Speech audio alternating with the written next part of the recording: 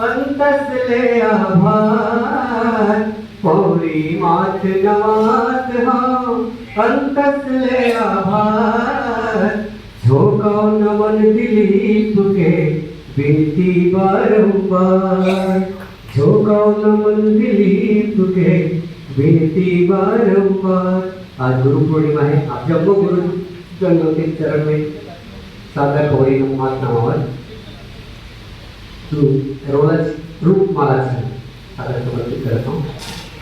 माथ पौड़ी मानवाओ है नमन गुरुदेव ज्ञान के भंडार भावो नहीं करोगा भेव इसलिए पहली मनाओ मोर रख लो लाज वंदना मैं तोर गाओ गुरु बना दो काज गुरु कृपाले हम सबोधन पाए हन गुरु ज्ञान चंद साधक हम कहावन छेड़ दे हन दान साधना के फल हरै सब हे सुखद परिणाम देश जागे शुभ कलम ले हम करन जस काम देश जागे शुभ कलम ले हम करन जस काम। जय जय भारत जय छत्तीसगढ़।